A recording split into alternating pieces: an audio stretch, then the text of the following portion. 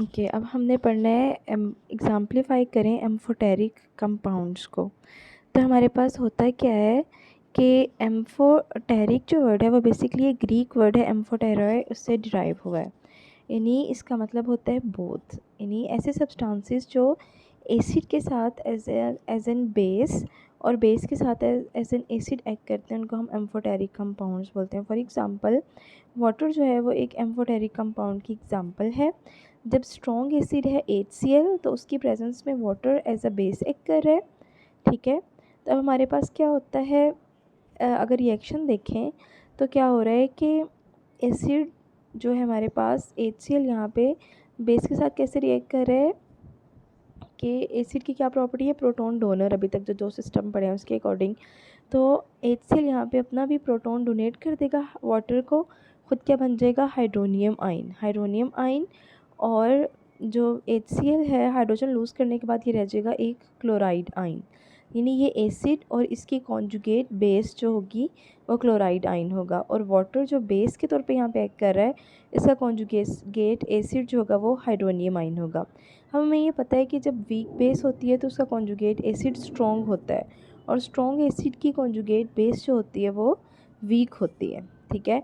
Conjugate का यहाँ पे मतलब होता है, यू कैन से एडजेसेंट और मुत्तसिल, यानी ऐसे हो सकते हैं कि HCl जो है इसकी कॉन्जुगेट बेस यही होगी, ये इसके साथ अटैच्ड, अगर ये एसिड है हाइड्रोजन लूज़ करने के बाद यही इसकी कॉन्जुगेट बेस बनेगी, ठीक है। नेक्स्ट हमारे पास क्या है, वाटर की एग्जांपल ले ली हमने अमोनिया के साथ, यानी अमोनिया जो है वो एक स्ट्रॉन्ग बेस है, तो उसकी प्रेजेंस में यहाँ पे वाटर जो है वो एज एन एसिड एक्ट कर रहा है, ठीक है। यानी अमोनिया की प्रेजेंस में वाटर यहाँ पे एज एन एसिड एक्ट कर रहा है। तो जो वाटर अमोनिया से क्या करेगा, जब हाइड्रोजन गेन कर लेगा तो उसके रिज़ल्ट में यहाँ पे अमोनिया बेस है और वाटर एसिड, इसका मतलब है एसिड जो होगा वो क्या करेगा, लूज़ करेगा प्रोटॉन या डोनेट करेगा प्रोटॉन। तो जब हाइड्रोजन यहाँ से लूज़ हो जाएगा वाटर से तो ये क्या बन जाएगा, हाइड्रोक्सिल आइन।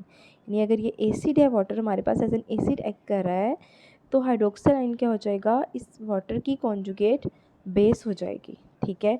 और इस तरह अमोनिया जो है यहाँ पे एज ए बेस एक्ट कर रहा है, तो अमोनियम आइन जो है ये इस बेस का कॉन्जुगेट एसिड हो जाएगा, ठीक है। आगे हमारे पास हमने क्या पढ़ा है कि वाटर जो होता है वो सेल्फ आयोनाइजेशन भी शो करता है, यानी जिसको हम ऑटो आयोनाइजेशन भी कहते हैं। वाटर क्योंकि एम्फोटेरिक कंपाउंड है, एक water molecule as an acid act करेगा, एक water molecule as a base act करेगा, जिसके रिजल्ट में हमारे पास एक हाइड्रोनियम आइन और हाइड्रोक्सिल आइन आएगा, ठीक है। हाइड्रोनियम आइन इस बेस का कॉन्जुगेट एसिड हो जाएगा और हाइड्रोक्सिल आइन इस एसिड की कॉन्जुगेट बेस हो जाएगी। इस तरह कुछ और एग्जांपल्स भी होती हैं एम्फोटेरिक कंपाउंड्स की। फॉर एग्जांपल बाइसल्फाइड आइंस जो हैं हमारे पास, इसको देख लेते हैं। ये भी हाइड्रोनियम आइन के साथ एज अ बेस एक्ट कर रहा है, जिसके रिजल्ट में स्ट्रॉन्ग एसिड, यानी इस बेस का कॉन्जुगेट एसिड क्या है, सल्फ्यूरिक एसिड, जो कि एक स्ट्रॉन्ग एसिड है। और यहाँ पे हाइड्रोनियम आइन जो है इसकी यहाँ पे या तो जो है वो आप लिख सकते हो डायरेक्ट वाटर लिख दो, और यहाँ तो जो है आप इसको वाटर को रिमूव करके एक हाइड्रोजन आइन लेके यहाँ पे वो आ जाएगा, ठीक है। इसी तरह जब एक दफ़ा एज अ बेस एक्ट कर रहा है बाइसल्फाइड आइन और एक दफ़ा एज एन एसिड एक्ट कर रहा है, जब बेस के साथ स्ट्रॉन्ग बेस की प्रेजेंस में amphoteric compound as an acid act करता है, और स्ट्रॉन्ग एसिड की प्रेजेंस में amphoteric compound as a base act करेगा, ठीक है। इसी तरह बाइकार्बोनेट आइन भी है, यहाँ पे जो होता है हमारे पास एक दफ़ा ये जो बाइकार्बोनेट आइन है वो एज अ बेस एक्ट कर रहा है एम्फोटेरिक नेचर की वजह से, और यहाँ पे एक दफ़ा एज एन एसिड एक्ट कर रहा है, और दो डिफरेंट रिएक्शंस में हमारे पास दो डिफरेंट प्रोडक्ट्स आ रही हैं। नेक्स्ट है हमारे पास, अब एक्सप्लेन करनी है significance of acid based reactions की डेली लाइफ में। डेली लाइफ में आप फूड प्रिजर्वेशन में एसिड बेस कैसे इस्तेमाल हो रहा है, एलर्जिक रिएक्शन में, गैस्ट्रिक एसिडिटी में, और कडलिंग ऑफ मिल्क में। ये जो 4 पॉइंट्स हैं ये आपकी असाइनमेंट है, ठीक है।